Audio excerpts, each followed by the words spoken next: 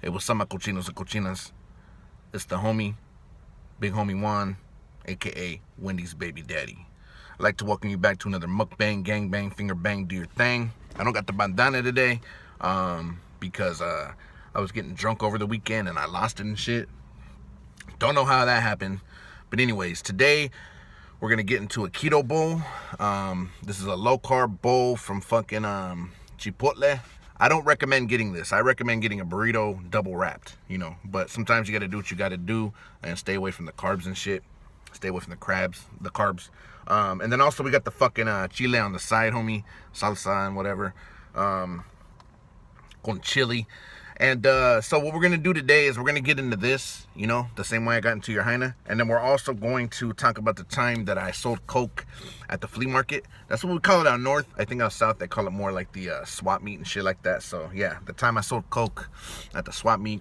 So you're going to want to stay tuned for that, you know what I mean? And I'm not talking about Coca-Cola, all right? And I'm not sponsored by Coca-Cola either. So, make sure to sponsor me if you're watching this, Coke. All right, so let's go ahead and get intimately involved with this real quick. And I'm gonna use this to get it. You know what I'm gonna get it. If you know what I'm talking about, comment below what I'm about to say before I say it. All right, so this has boil, fucking cheese, sour cream, but it doesn't have a tortilla. So because of that, I'm a little disappointed, but it's still delicious, you know what I mean? But like I said, sometimes you gotta do what you gotta do. All right, let's go ahead and get it nice and bloody. If that's what you guessed, you get 1,000,000 points. All right. Oh yeah, this is my favorite salsa from Chipotle. All right. So we also got the fork just in case, you know what I mean? But if I decide I don't give a fork, then I'll use a spoon. So if you guys, what's your guys' favorite thing to get at Chipotle? Let me know. Do you get tacos? Are you vegetarian or vegan? So you just get a bunch of fucking veggies and shit? Do you get sofritas? Let me know. Let me know in the comments below if you will help. It's on point though. I also got the Coke Zero on deck. So, also, I want to give a shout out to a couple channels. Shout out to the homie King Eat. Check him out if you haven't already.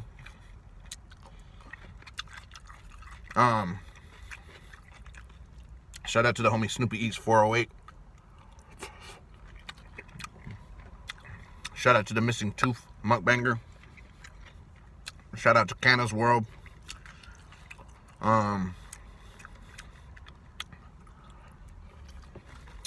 Who else? Shout out to Big Guy Appetite.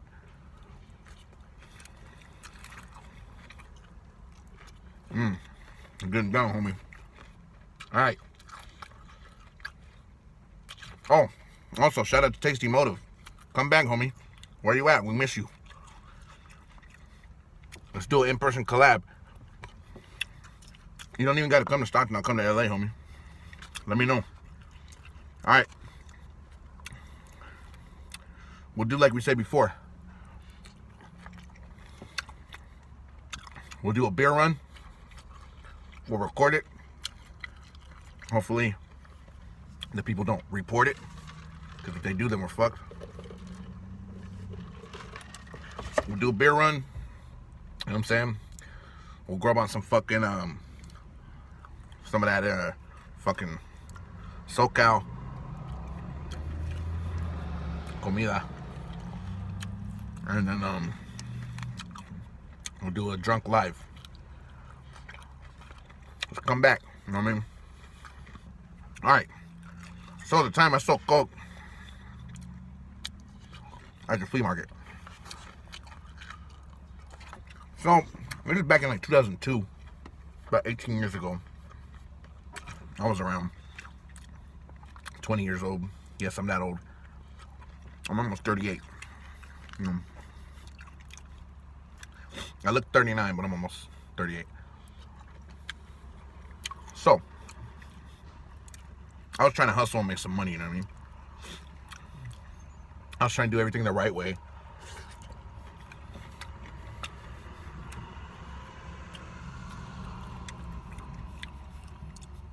But I was having luck selling things, reselling. If you're a reseller, you know what I'm talking about, but I would flip shit. I would buy something for like a low price, then I'll resell it for a higher price. Most of the time it's stuff that needed to be improved, you know, something that needed to be fixed or made better. So, for example, like couches, you know,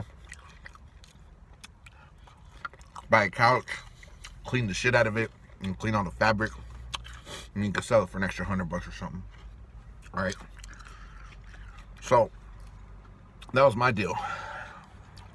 I was flipping shit like that. But then I got a connection in the clothing industry. I knew a dude who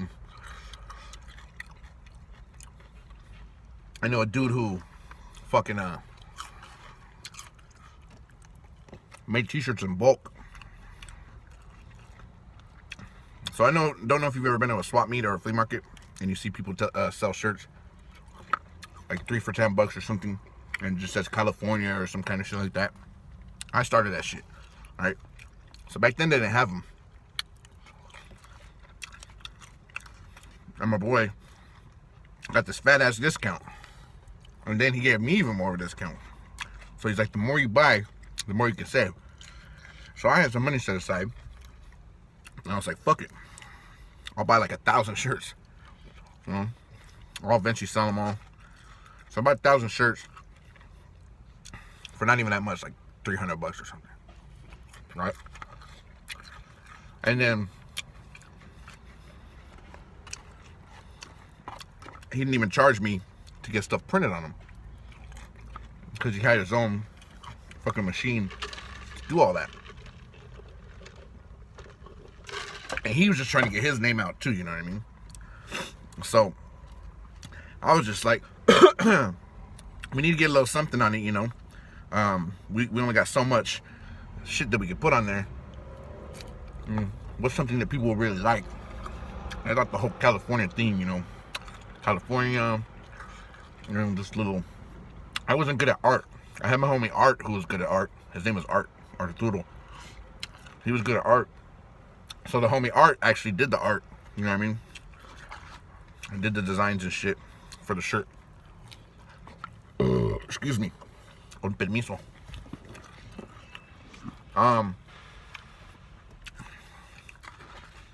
He did the fucking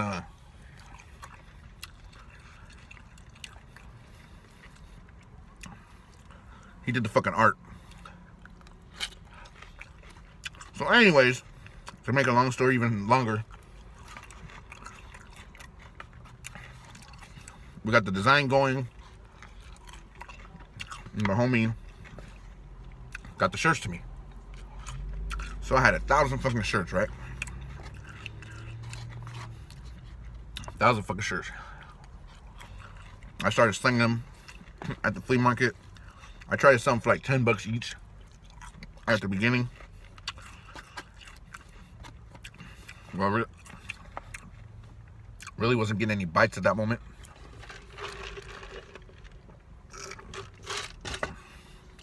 So I started selling them for like $5 each, you know what I mean? And they were selling hot. When you think about it, I bought 1,000 shirts for $300. So I spent $300. If I'm selling $5 a shirt, 1,000 shirts, that's $5,000. That's a huge return on my investment, homie. I mean, so the thing is,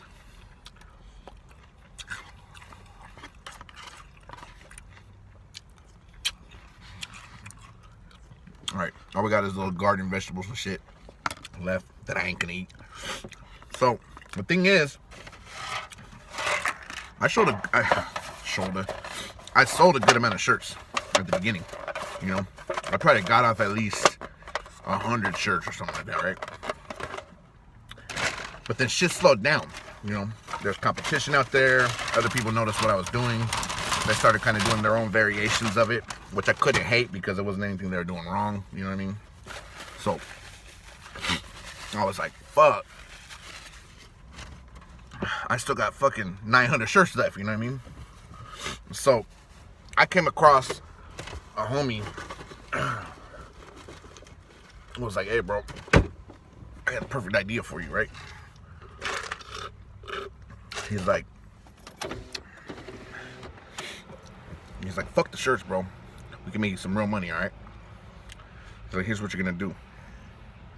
It's like, you're gonna take it to our tailor, and you're gonna have pockets added to the fucking the shirts, but they're gonna be syllable pockets, and they're gonna be underneath the shirt, right?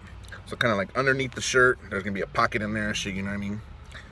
He's like, and you're gonna slip like a gram of Coke or something like that. He's like, and you're gonna sell those shirts. He's like, you're gonna connect with certain people. They're gonna understand that they're buying something else, not just a shirt. All right.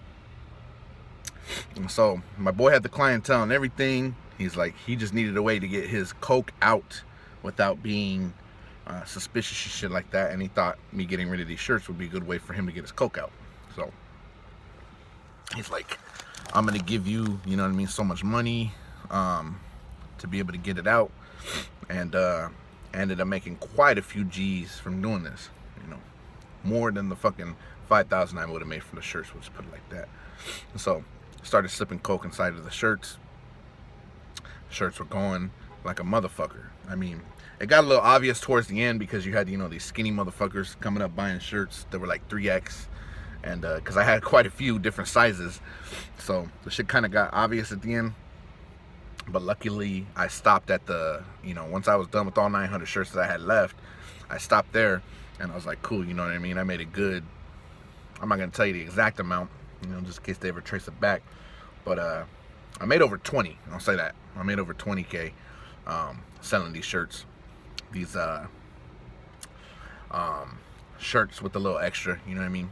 So it was a cool gig for a minute, but, you know, I didn't want to get too involved in that. I know it was good money, but at the same time, I'm like, nah, I'd rather do it the legal way. Even though I'm making a little less, I can still hustle and make a good, you know, amount of change, you know what I mean, and not put myself or my freedom at risk. So once I sold all of that cocaine through the shirts and shit like that, I ended up saying, nah, I'm good.